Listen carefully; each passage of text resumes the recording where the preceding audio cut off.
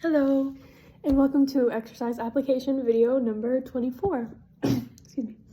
So I actually just got back from a walk, and today I wanted to talk about continuing in the thread of adaptations to endurance training, but I want to talk about some of the specific kind of more cellular level processes we're talking about. So today I want to talk about AMPKinase.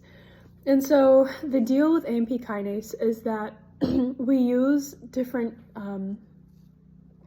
energy states in our body as a sensor to tell us when we're low on energy. So in particular, as we break ATP down, we get ADP and then AMP. So adenosine triphosphate, adenosine diphosphate, adenosine monophosphate. I can't think today.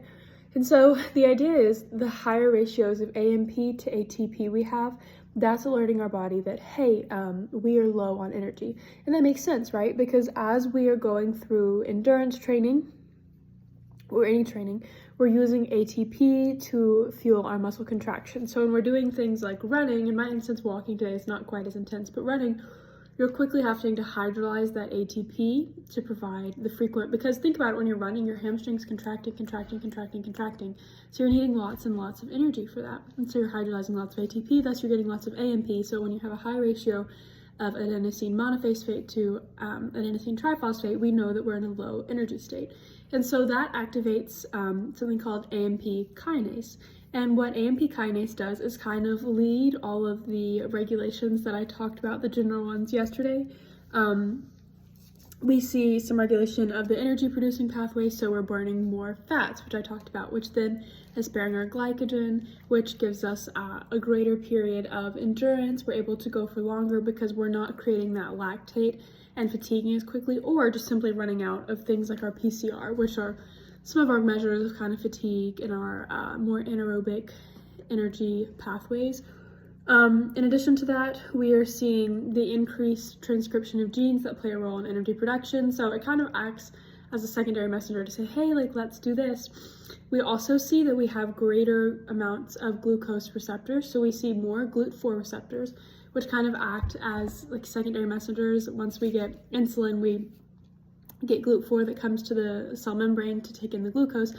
We get increased, I guess you could say, membrane permeability to that, but we actually are still sparing the glycogen, so it kind of acts as a backup system in the event that we did need that glucose.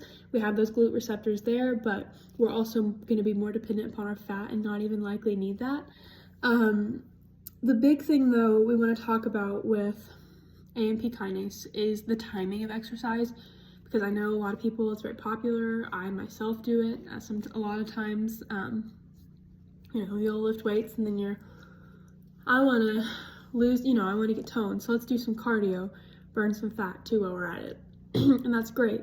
But AMPKinase actually inhibits something called mTOR, which is what we use for, which I'll talk about in a later video, our adaptations to resistance training. So hypertrophy, building muscle, increased force capability. And so if your main goal is hypertrophy or strength, the main adaptations to strength training, when you activate your AMPKinase by engaging in endurance training immediately after weightlifting, so your mTOR can be active for about 12 hours in a trained individual, you actually halt that. So you're seeing less effects of your of your resistance and weight training if you do cardio immediately after. But, on the flip side, if you do cardio first, you are going to be too fatigued to lift as heavy and as well, which would thus lead to greater strength gains.